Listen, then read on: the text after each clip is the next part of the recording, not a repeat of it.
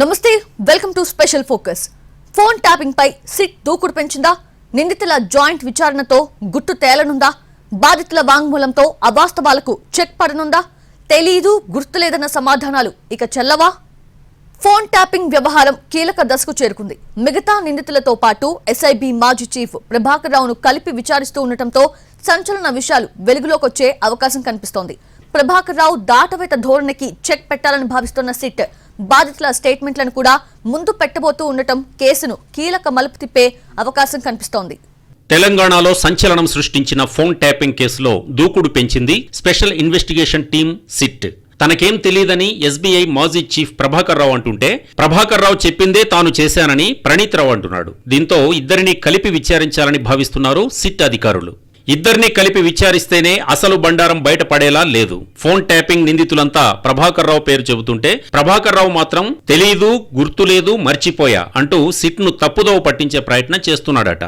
దీంతో ఇద్దరిని కలిపి విచారిస్తే విచారణలో క్లారిటీ వస్తుందని సిట్ భావిస్తోంది. అంతేకాదు, ఇప్పటి వరకు బాధ్యులుగా ఆరోపణలు ఎదుర్కొంటున్న వారినే విచారిస్తున్న దర్యాప్తు బృందం బాధితులను కూడా విచారించనుండడం మరో కీలక పరిణామం. బాధితులను విచారిస్తే date to date, point to point full clarity వచ్చే అవకాశం ఉందని సిట్ భావిస్తోంది. ఫోన్ ట్యాపింగ్ కీలక నిందితుడు ప్రభాకర్ రావు అమెరికా నుంచి తిరిగి రావడంతో కేసు కొలిక్కి వస్తుందని భావించారు. కానీ ప్రభాకర్ రావు కథ మొదటికి తెచ్చారు. ఇప్పటికే ఈ కేసులో ఉన్న నిందితులంతా ప్రభాకర్ రావు పేరు చెప్పారు. తన డైరెక్షన్ లోనే ట్యాపింగ్ కి పాల్పడ్డామని ఆధారాలు కూడా పోలీసులకు సమర్పించారు. కానీ ప్రభాకర్ రావు మాత్రం తనకేం తెలియదని, శాఖాపరమైన ఆదేశాలు మాత్రమే ఇచ్చానని చెబుతున్నాడు. అదీ కాకుండా ఉల్టా సిట్ అధికారులనే ప్రశ్నిస్తున్నాడు. తన పై అధికారులను కూడా ఈ కేసులో ఎందుకు చేర్చలేదని సిట్ అధికారులనే ప్రశ్నిస్తున్నాడు. ప్రభాకర్ రావు సమాధానాలు విచారణకు స్పీడ్ బ్రేకర్లుగా మారాయి. దీంతో విచారణ కీలక దశలో సిట్ అధికారులు ఈసారి పక్కాగా ప్లాన్ చేశారు. 2 సార్లు ప్రభాకర్ రావును విచారించిన సిట్ అనూహ్యంగా ప్రణీత్ రావును మరోసారి విచారించింది. ప్రభాకర్ రావు ఎలాంటి ఆదేశాలు ఇచ్చాడు అనే వివరాలపై మరోసారి స్టేట్మెంట్ రికార్డు చేశారు. మరుసటి రోజే ప్రభాకర్ రావును మరోసారి విచారణకు పిలిచారు సిట్ అధికారులు.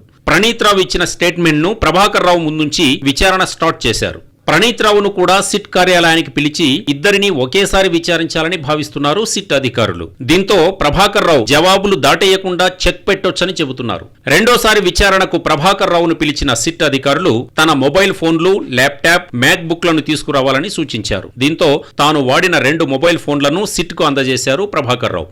ఆ మొబైల్స్ నుంచి ఏవైనా ఆధారాలు సేకరిస్తే వాటిని కూడా ముందుంచి ప్రభాకర్ రావును విచారిస్తుంది. మొన్నటి వరకు తెలీదు, గుర్తులేదు అంటూ దాటవేసిన ప్రభాకర్ రావు ఆధారాలను, మిగతా నిందితులను ముందుంచిన తర్వాత ఆ సాకులు చెప్పడానికి వీలుండదని సిట్ అధికారులు భావిస్తున్నారు.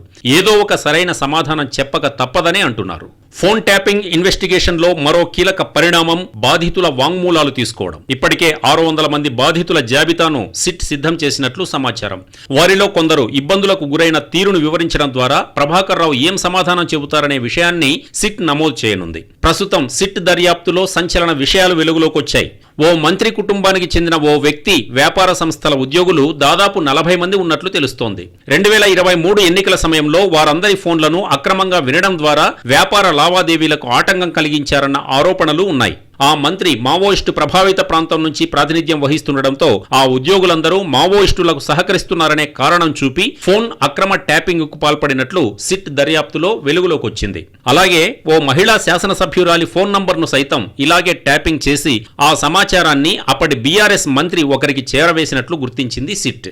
ఈ ట్యాపింగ్ వ్యవహారం కేవలం రాజకీయ, వ్యాపార కోణానికి మాత్రమే పరిమితం కాలేదు. పోలీస్ విభాగానికి చెందిన కొందరి ఫోన్లను కూడా ట్యాప్ చేసినట్లు విచారణలో వెల్లడైంది. ఠాణా ఎస్హెచ్ఓ ఎస్బీఐ సమాచారం చేరవేస్తున్నారనే అనుమానంతో అతడి ఫోన్ను రహస్యంగా విన్నట్లు ప్రభాకర్ రావు సమాధానం ఇచ్చినట్లు సమాచారం. నేతలకు, వ్యాపారులకు, మావోయిస్టులకు సహకరిస్తున్నారనే ముద్ర వేసి ట్యాపింగ్ కు అనుమతులు పొందినట్లుగా తెలుస్తోంది. ఇన్స్పెక్టర్ కు మావోయిస్టులతో సంబంధాలేముంటాయని ప్రభాకర్ రావును ప్రశ్నించింది సిట్. ఫోన్ ట్యాపింగ్ లో కీ రోల్ పోషించిన మరో కీలక అధికారి ప్రణీత్ రావు వ్యవహారంపై ప్రత్యేకంగా చర్చ జరుగుతోంది. 2007 బ్యాచ్ ఎస్ఐగా పోలీస్ శాఖలో అడుగుపెట్టిన ప్రణీత్ రావుకు మునుగోడు ఉప ఎన్నిక రూపంలో బంపర్ బొనాంజా దొరికినట్టయింది. ఆ ఎన్నికల టైంలో ఎస్బీఐలోని స్పెషల్ ఆపరేషన్స్ టార్గెట్ లో ఫోన్ల అక్రమ ట్యాపింగ్ కు పాల్పడినందుకు ప్రతిఫలంగా ప్రణీత్ రావుకు ప్రభాకర్ రావు డీఎస్పీగా పదోన్నతి ఇప్పించారు. 2022 నవంబర్లో ఉప ఎన్నిక జరగ్గా 2023 మార్చి 31న ప్రణీత్ రావు డీఎస్పీ అయ్యారు. 2007 బ్యాచ్లో సుమారు 450 మంది ఎస్ఐలుగా పోలీస్ శాఖలో చేరగా ఆ బ్యాచ్ నుంచి ప్రస్తుతం ప్రణీత్ రావు ఒక్కడే డీఎస్పీ కావడమే అప్పట్లో తీవ్ర చర్చనీయాంశమైంది. ప్రభాకర్ రావు నల్గొండ ఎస్పీగా పనిచేసిన సమయంలో బీబీ నగర్ ఎస్ఐగా ఉన్న ప్రణీత్ రావు సామాజిక సమీకరణ దృష్ట్యా ఆయనకు దగ్గరయ్యాడు. తర్వాత ప్రభాకర్ రావు ఇంటెలిజెన్స్ లోకి రావడంతో ప్రణీత్ రావు సైతం అక్కడే చేరి 2017లో ఇన్స్పెక్టర్ గా తర్వాత 5 ఏళ్లకే డీఎస్పీగా ప్రమోషన్ పొందారు.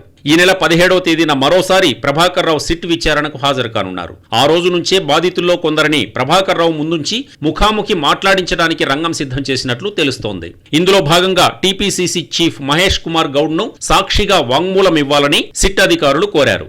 జూన్ 17న అంటే మంగళవారం మహేష్ గౌడ్ పోలీసుల ముందు హాజరై ఫోన్ ట్యాపింగ్ కేసుకు సంబంధించి సాక్షిగా వాంగ్మూలం ఇవ్వనున్నారు. దీంతో మహేష్ కుమార్ వాంగ్మూలాన్ని సైతం ముందు పెడితే ప్రభాకర్ రావు ఏం చెబుతాడన్నది ఉత్కంఠగా మారింది. ఎడాపెడా ట్యాపింగ్, ఏం చేసినా ఎట్టెళ్లినా ట్రాకింగ్. ప్రభాకర్ రావు, ప్రణీత్ రావుతో పాటు ఇంకెందరో కీలక బాధ్యతల పోలీస్ ఆఫీసర్స్ అందరూ పాత్రధారులుగా మారిపోయారు. ప్రతిపక్ష నేతలనే కాదు, ప్రైవేటు వ్యక్తుల జీవితాలతోనూ ఆడుకున్నారన్న ఆరోపణలు ఎదుర్కొంటున్నారు. సంఘ విద్రోహ శక్తులపై కాకుండా ప్రత్యర్థులపై ట్యాపింగ్ దుర్వినియోగం హద్దులు దాటిందా? సిట్ ప్రశ్నలను బైపాస్ చేయాలని చూస్తున్న ప్రభాకర్ రావు ఇప్పటికైనా అసలు విషయాలు బయటపెడతారా? గత బీఆర్ఎస్ ప్రభుత్వం హయాంలో ఫోన్ ట్యాపింగ్ విచ్చలవిడిగా జరిగిందని నాటి ప్రతిపక్ష నేతలు గగ్గోలు పెట్టారు.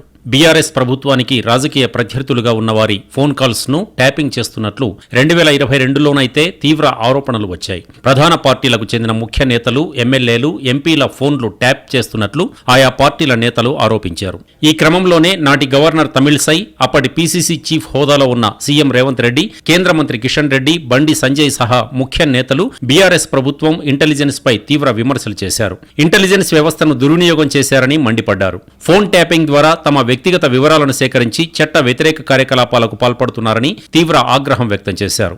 తాము అధికారంలోకి వచ్చాక ఫోన్ ట్యాపింగ్ పై సమగ్ర విచారణ జరిపిస్తామన్న కాంగ్రెస్ పవర్లోకి వచ్చాక ఇన్వెస్టిగేషన్ కు ఆదేశించింది. ఎన్నికల ఫలితాల టైంలోనే నాడు స్పెషల్ ఇంటెలిజెన్స్ బ్యూరో చీఫ్ గా ఉన్న ప్రభాకర్ రావు తన పదవి నుంచి దిగిపోయారు. విదేశాలకు పరారై ఇప్పుడు సిట్ ముందుకు వచ్చారు. తెలంగాణలో కీలక రాజకీయ నేతల ఫోన్లు ట్యాపింగ్ చేశారన్న ఆరోపణలతో ఎస్ఐబి డీఎస్పీ ప్రణీత్ రావుపై రేవంత్ సర్కార్ ఆనాడే వేటు వేసింది. ప్రణీత్ రావు విచారణతో మొత్తం ట్యాపింగ్ బాగోతం బద్దలైంది. ట్యాపింగ్ వ్యవహారంలో కీలక వ్యక్తిగా భావిస్తున్న ప్రభాకర్ రావును కూడా ఇప్పుడు సిట్ విచారిస్తుండటంతో ఏ క్షణమైనా ట్యాపింగ్ వ్యవహారం ఆటం బాంబులా పేలొచ్చన్న చర్చ జరుగుతోంది. ట్యాపింగ్ కేసులో ఎస్ఐబి మాజీ చీఫ్ ప్రభాకర్, ప్రణీత్ రావు, తిరుపతన్న, భుజంగరావు, కిషన్ రావులను పోలీసులు నిందితులుగా చేర్చారు. ఒక్క ప్రభాకర్ రావును మినహాయించి మిగిలిన నిందితులందరినీ పోలీసులు అరెస్ట్ చేసి జైలుకు తరలించారు. ప్రభాకర్ విదేశాలకు పారిపోవడంతో ఆయనను తిరిగి ఇండియాకు తీసుకొచ్చారు. ఈ కేసులో ప్రధాన నిందితుడిగా ఉన్న ప్రభాకర్ రావు కూడా విచారణకు హాజరయ్యారు. ప్రభాకర్ రావు చెప్పడం వల్లే ఫోన్ ట్యాపింగ్ చేశామని ప్రణీత్ రావుతో పాటు మిగిలిన నిందితులందరూ చెబితే ప్రభాకర్ రావు మాత్రం దాటవేత ధోరణి ప్రదర్శించారు. దీంతో ఇప్పుడు ప్రణీత్ రావును ప్రభాకర్ రావుతో ముఖాముఖిగా కూర్చోబెట్టి విచారించాలని సిట్ నిర్ణయించడం ఇన్వెస్టిగేషన్ ను పరుగులు పెట్టించనుంది. ట్యాపింగ్ కేసులో ప్రణీత్ రావు గురించి సంచలన విషయాలు వెలుగులోకి వచ్చాయి. కేసీఆర్ ప్రభుత్వం హయాంలో ప్రతిపక్ష నేతలతో పాటు కేసీఆర్ కు వ్యతిరేక కార్యకలాపాలకు పాల్పడిన అందరి ఫోన్లు ట్యాపింగ్ చేసినట్టుగా అధికారులు గుర్తించారు. అయితే ఆ డేటాను మొత్తం ప్రణీత్ రావు ధ్వంసం చేశారని తేలింది. కాంగ్రెస్ ప్రభుత్వం తనపై నిఘా పెట్టినట్టు సమాచారం రావడంతో ఎస్ఐబి ఆఫీసులోని సీసీ కెమెరాలు ఆఫ్ చేసి కీలకమైన రికార్డులను ప్రణీత్ రావు మాయం చేసినట్లు అధికారులు గుర్తించారు. ఈ క్రమంలోనే 42 హార్డ్ డిస్కులను ప్రణీత్ రావు ఎత్తుకెళ్లినట్లు తేల్చారు. 1600 పేజీల కాల్ డేటాను కూడా ప్రణీత్ రావు తగలబెట్టినట్లు నిర్ధారించారు. కీలక నేత ఫోన్ ట్యాపింగ్ డేటాతో పాటు కాల్ రికార్డులు, ఐఎంఈ నెంబర్లు ధ్వంసం చేసినట్లు అధికారులు గుర్తించారు. వాటితో పాటు ల్యాప్టాప్లు, హార్డ్ డిస్క్లను కూడా ధ్వంసం చేసినట్లు అధికారులు తేల్చారు. డేటాబేస్లోని మొత్తం డేటాను ప్రణీత్ రావు తీసేసినట్టు గుర్తించారు. కీలకమైన ఎస్ఓటీ లాగర్ రూమ్లోని ఫైల్స్ మాయం చేశారు. ముఖ్యమైన కాల్ డేటా మొత్తాన్ని ప్రణీత్ రావు ధ్వంసం చేశారు. కొన్ని ఐఎంఈ నంబర్లతో పాటు ఐపీడీఆర్ డేటాను ప్రణీత్ రావు డిలీట్ చేశాడు. టెర్రరిస్టులు, నక్సలైట్లపై చేయాల్సిన ట్యాపింగ్ ను రాజకీయ నాయకులపై ప్రయోగించారు ప్రణీత్ రావు. కాంగ్రెస్ గెలిచే పరిస్థితి లేదని, మళ్లీ కేసీఆర్ఏ సీఎం అవుతారనే గట్టి నమ్మకంతో అధికారికంగా విచ్చలవిడితనంతో అధికార దుర్వినియోగం చేశారు. చేసిన పాపం ఊరికే పోదన్న కాంగ్రెస్ తాను అధికారంలోకి వచ్చిన తర్వాత ఆ కథంతా బయటపెడుతోంది. ప్రణీత్ రావుకు అన్ని రకాలుగా అండగా నిలిచి అడ్డదారుల్లో పదోన్నతులు కల్పించి మొత్తం ట్యాపింగ్ డెన్ను అప్పగించిన అధికారి మాజీ ఐపీఎస్, మాజీ ఎస్ఐబి చీఫ్ ప్రభాకర్ రావేనన్న చర్చ బలంగా జరిగింది.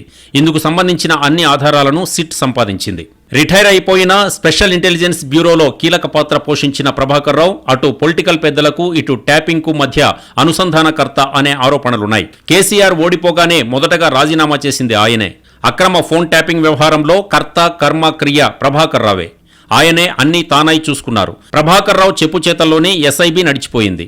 ప్రభాకర్ రావు చెప్పిన ఫోన్ నంబర్లను ట్రాక్ చేయడం, లైవ్ లొకేషన్ తీసుకోవడం, సంభాషణలు ఎప్పటికప్పుడు తెలుసుకోవడం లాంటి పనులు ప్రణీత్ రావు అండ్ గ్యాంగ్ చేసి పెట్టింది. 50 మంది అధికారులతో ప్రభాకర్ రావు ఇష్టారీతిగా ట్యాపింగ్ పాల్పడ్డాడు.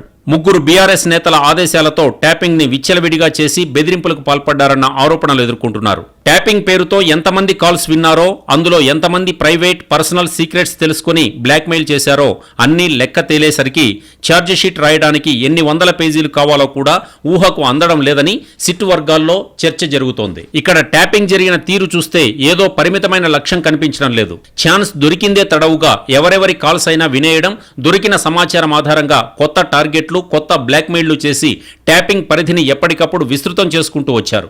మరో దారుణం ఏంటంటే కేవలం ప్రభాకర్ రావు చెప్పిన వ్యక్తులనే ట్యాప్ చేయలేదనే సందేహాలు కూడా వినిపించాయి. ట్యాపింగ్ ర్యాకెట్లో ఇన్వాల్వ్ అయిన అధికారులు, ప్రైవేట్ వ్యక్తులు తమ సొంత టార్గెట్లను ఎంచుకుని కూడా ఉండవచ్చనే వాదన వినిపిస్తోంది. ట్యాపింగ్ జరిగిన తీరు చూస్తే దేన్ని కాదనడానికి లేదు. ఏ అవకాశాన్ని కొట్టిపారేసే పరిస్థితి రాలేదు. ఇదేదో పరిమితమైన వ్యవహారమే అయితే కేవలం కొందరు చెప్పినట్లుగా పనిచేసి ఉంటే నిందితులు దేశం దాటాల్సిన పనేముందనేది కీలక ప్రశ్న. ఇలా నిందితుల వ్యవహార శైలే సరికొత్త అనుమానాలకు తావిస్తోంది. ఇంకా లోతుగా దర్యాప్తు చేస్తే నిందితుల మరింత బండారం బయటపడుతుంది. నిందితులను, బాధితులను కూడా ముఖాముఖిగా విచారిస్తే ఇక అసలు సూత్రధారులెవరో తేలతారన్న చర్చ జరుగుతోంది. ఫోన్ ట్యాపింగ్ వ్యవహారంలో ఇక తాడో పేడో తేలనుందా?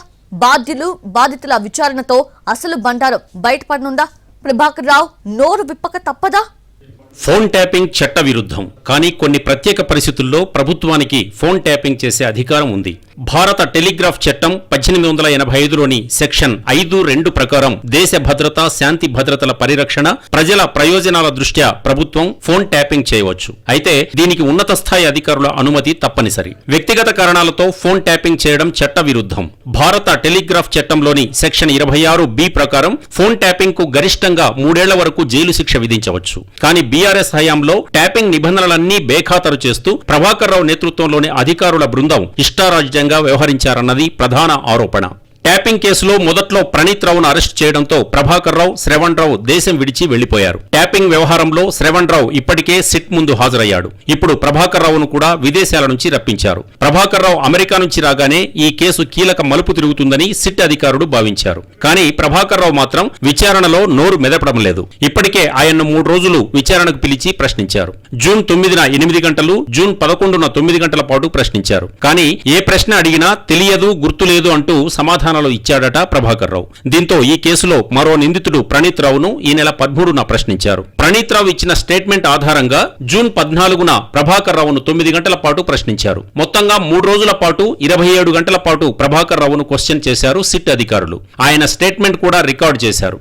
మంగళవారం మరోసారి విచారణకు పిలిచారు. అధికారంలో ఉన్న పాలకులు ప్రత్యర్థులను తొక్కేయడానికి ఎన్ని పన్నాగాలు వేసినా క్షేత్రస్థాయిలో చట్టాలను పగడ్బందీగా అమలు చేయాల్సింది మాత్రం అధికారులు.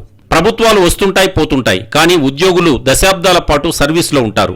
ఏ సర్కారు ఉన్నప్పుడు ఆ సర్కారు చెప్పిన పనులు చేయాలి. కానీ ఏం చేసినా చట్ట ప్రకారం చేస్తే ఇబ్బందులు రావు. అనుచిత లబ్ధి కోసం చట్ట విరుద్ధమైన పనులు చేస్తే ఎప్పటికైనా చిక్కులు తప్పవు. ఇక ట్యాపింగ్ లాంటి పనులు చేస్తే ఏం జరుగుతుందో వేరే చెప్పక్కర్లేదు. అన్నీ తెలిసి ప్రణీత్ రావు, భుజంగరావు, రాధాకిషన్ రావు, ప్రభాకర్ రావు అండ్ టీం ఇంత రిస్క్ చేశారంటే దీని వెనకున్న పెద్దలెవరనే విషయంపై చర్చ జరుగుతోంది. ఈ కేసులోని నిందితులంతా ప్రభాకర్ రావు డైరెక్షన్ లో ట్యాపింగ్ జరిగిందని చెప్పారు. కానీ ప్రభాకర్ రావు మాత్రం తనకేం తెలీదు, డిపార్ట్మెంట్ ఆర్డర్స్ మాత్రమే ఇచ్చానని అన్నారు. దీంతో ఇద్దరిని ఫేస్ టు ఫేస్ కూర్చోబెట్టి విచారిస్తే ప్రభాకర్ రావు నిజాలు చెప్పక తప్పదని అధికారులు భావిస్తున్నారు. ఈసారి ప్రభాకర్ రావుతో ఎలాగైనా నిజాలు చెప్పించాలనే ప్రయత్నంలో ఉన్నారు సిట్ అధికారులు. అందుకే నిందితులు, బాధితులను కూడా విచారణకు పిలుస్తున్నారు. వీరి మాటలకు ప్రభాకర్ రావు ఎలాంటి సమాధానాలు ఇస్తాడన్నది కీలకంగా మారింది. ఆరోపణలకు సమాధానాలు దాటవేసే ప్రయత్నం చేస్తున్న ప్రభాకర్ రావు సాక్షిగా వాంగ్మూలం ఇవ్వనున్న పీసీసీ చీఫ్ మహేష్ కుమార్ గౌడ్ వంటి బాధితుల సాక్ష్యానికి ఎలా రియాక్ట్ అవుతారు, ఎలాంటి సమాధానాలు చెబుతారు, ట్యాపింగ్ వ్యవహారం మొత్తాన్ని కక్కేస్తాడా అనే చర్చ జరుగుతోంది. ప్రభాకర్ రావు సమాధానాలతో రాబోయే రోజుల్లో ట్యాపింగ్ కేసులో కీలక పరిణామాలు చోటు చేసుకునే అవకాశం ఉంది.